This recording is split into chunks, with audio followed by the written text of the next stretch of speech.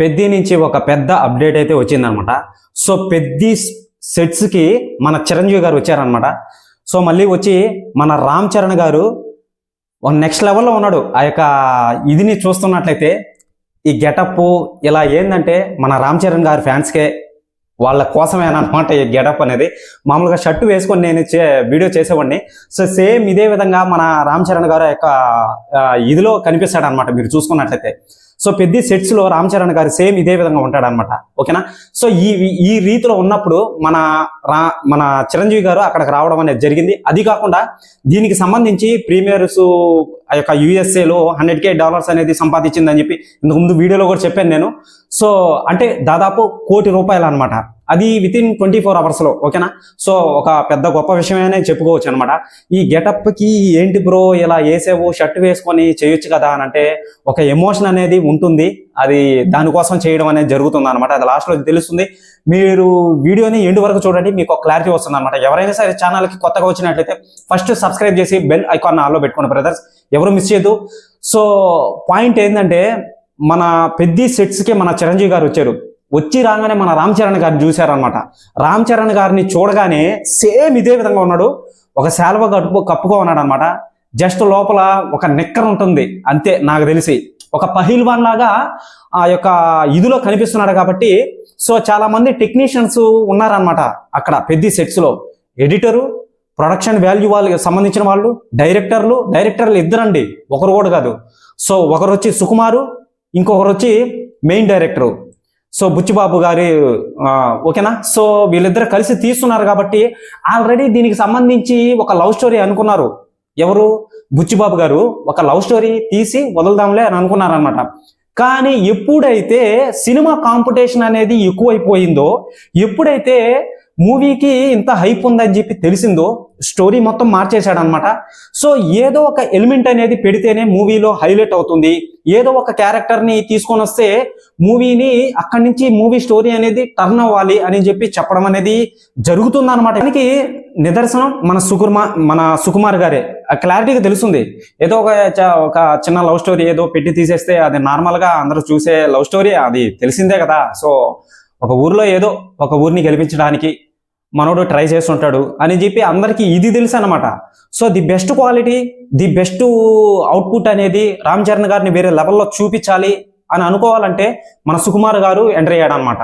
So cinema competition అనేది పెద్దగా ఇదిగా అయ్యింది కాబట్టి ఈ మధ్యలో సో దానికి సంబంధించి ఫుటేజ్ కూడా బయటకు అయితే వచ్చింది. మీరు ఆల్రెడీ చూసే ఉంటారు, నాకు తెలిసి ఇప్పటికే చూసేసే ఉంటారు అన్నమాట. సో చిరంజీవి గారు రావడం, మన రామ్ చరణ్ గారు ఇలా కూర్చోవడం, సో రామ్ చరణ్ గారిని చూడగానే మన చిరంజీవి గారు వావ్ నా కొడుకు కష్టపడుతున్నాడు అని చెప్పి ఆయన అనుకోవడం, తనలో ఉన్న ఎక్స్ప్రెషన్ అనేది ఏదైతే ఉంటుందో, తనలో ఉన్న భావన అనేది అదైతే చిరంజీవి గారి ఫేస్లో కనబడుతుంది అనమాట క్లారిటీగా.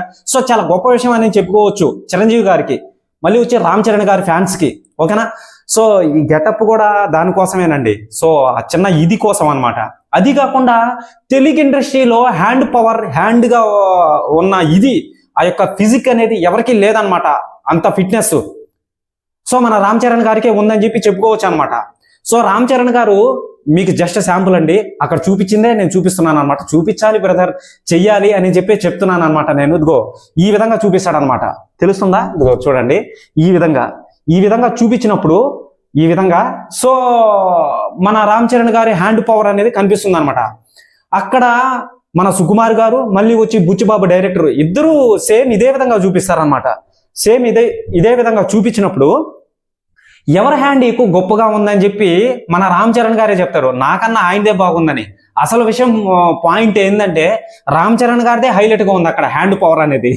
తెలుగు ఇండస్ట్రీలో అంత ఇదిగా ఫిజిక్గా నీట్గా కనిపించేది దూరం నుంచి అయినా సరే ఒక హ్యాండ్ పవర్ అనేది, ఆ ఫిజిక్ అనేది నీట్గా కనిపిస్తే సో అది ఏంటంటే ఆ ఫిజిక్ అనేది ఫిట్గా ఉంటుంది అనమాట. సో అందరికీ చాలా మందికి హ్యాండ్ పవర్ అనేది చాలా గట్టిగానే ఉంటుంది, కాదనట్లేదు. ఇదిగో ఈ విధంగా గట్టిగానే ఉంటుంది. కానీ రామ్ చరణ్కున్న ఇది ఉండదన్నమాట ఎవరికి. అంటే మీకు క్లారిటీగా చెప్తున్నానండి, దూరం నుంచి అయినా సరే ఒక బిట్గా కనిపించాలంటే ఆ యొక్క హ్యాండ్ పవర్లో సో ఇప్పుడు ఈ యొక్క బిట్ అనేది ఒక రామ్ చరణ్ గారికే హ్యాండ్ పవర్ ఉండేది, బాగా నీట్గా కనిపించేది. తెలుగు ఇండస్ట్రీలో ఎవరికి లేదు ఆ విధంగా. ఒక రామ్ చరణ్ గారికి నా వేలో అర్థమవుతుందని చెప్పి నేను చెప్పడం అనేది జరుగుతుంది అంతే. ఇది ఒక జస్ట్ ఇన్ఫర్మేషన్ వరకేనమాట. ఓకేనా. సో చూసుకున్నట్లయితే మన చిరంజీవి గారు రావడం అనేది జరిగింది, అందరినీ గమనించడం అనేది జరిగింది. సో ప్రతి టెక్నీషియన్ అనే వాళ్ళు చాలా మంది అక్కడ ఉన్నారు. ఓకేనా. సో కుస్తీ పోటీ పడే వాళ్ళు కూడా చాలా మంది ఉన్నారు అనమాట. క్లారిటీగా తెలుస్తుంది. ఆ శాలువా కప్పుకున్నాడు, ఇది ఓన్లీ ఒక నిక్కర్ వరకే ఉన్నట్టే రామ్ చరణ్ గారికి.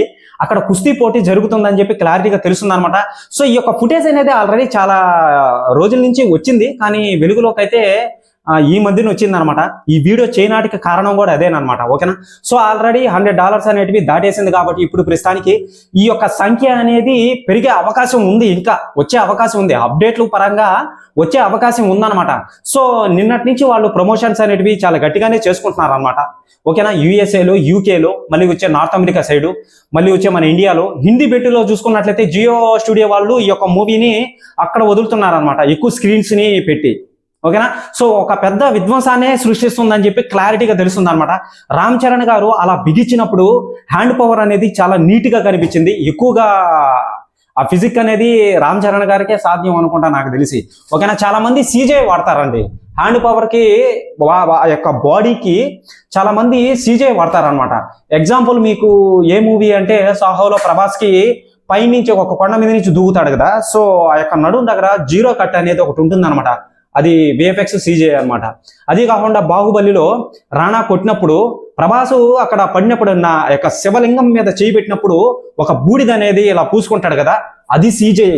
ఎవరు గమనించరు దాన్ని, క్లారిటీగా తెలియదు ఎవరికి. తెలియని వాళ్ళకి అరే నిజంగానే ప్రభాస్కి ఇంత పెద్ద బాడీ ఉందా అని చెప్పి అనుకుంటారనమాట. కానీ అది సిజిఐ వాడారంటే మ్యాక్సిమం ఎవడు కనిపెట్టలేడు. ఆ యొక్క రియాలిటీని బయట పెట్టి వచ్చు అనమాట. ఓకేనా. మనిషి ఉన్నా కానీ లేకపోయినా కానీ, అంటే మీకు క్లారిటీగా అర్థం అవ్వాలనే చెప్తున్నాను అనమాట.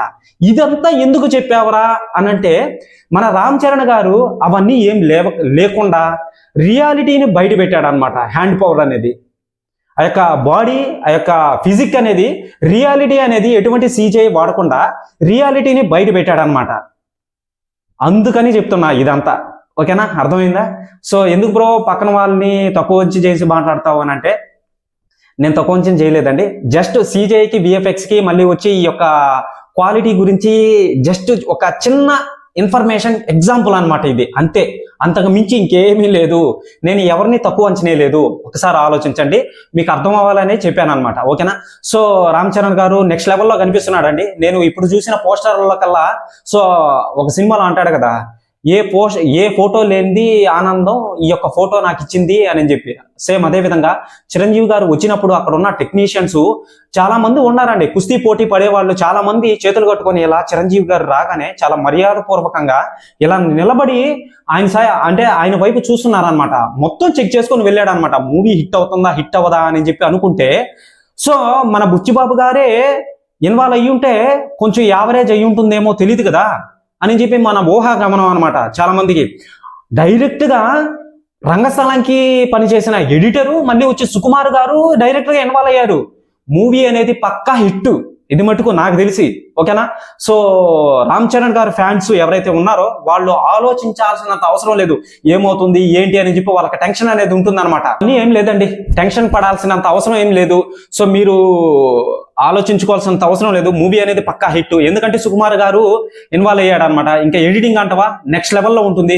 ప్రతి ఒక్క సెట్, ప్రతి ఒక్క ఎడిటింగ్, ప్రతి ఒక్క ఫ్రేమ్ అనేది మీకు బ్యాక్ డ్రాప్ లో తీసుకునే వింటేజ్ రామ్ చరణ్ ని ఎలా అప్పట్లో ఎలా ఉంటారో సో సేమ్ అదే విధంగా ఉంటుంది అని చెప్పి క్లారిటీగా తెలుస్తుంది అనమాట. ఆ ముక్కు పుడకు కూడా మీరు చూసుకున్నట్లయితే దేనికి పెట్టుకుంటాడో ఏంటో పెడతారంటే, పొగరున్న వ్యక్తికి, పొగరున్న దున్నపోతుకి, పొగరున్న రంకిలేసే దున్నపోతుకి పెడతారనమాట ఆ యొక్క ముక్కుని.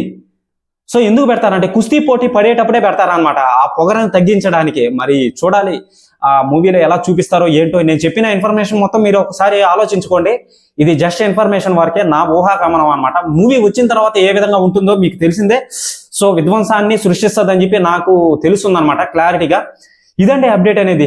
చిరంజీవి గారు వచ్చిన తర్వాత నెక్స్ట్ లెవెల్లోకి వెళ్ళింది అనమాట. ఆ యొక్క రామ్ చరణ్ గారు చూడగానే చాలా కష్టపడుతున్నాడు అని చెప్పి చిరంజీవి గారు చాలా గొప్పగా ప్రౌడ్గా ఫీల్ అవుతున్నాడు. తెలుస్తుంటే ఆడ యొక్క ప్రోమోని చూస్తుంటే మీకు అర్థం అవ్వాలి. ఓకేనా. సో ప్రతి అప్డేట్ని పెద్దకి సంబంధించి ప్రతి అప్డేట్ని మీకు వీడియో పరంగా అందిస్తాను. ఎవరు మిస్ చేయొద్దు. ఛానల్ని సబ్స్క్రైబ్ చేసి బెల్ ఐకాన్ ఆన్లో పెట్టుకోండి. ఓకేనా? బాయ్.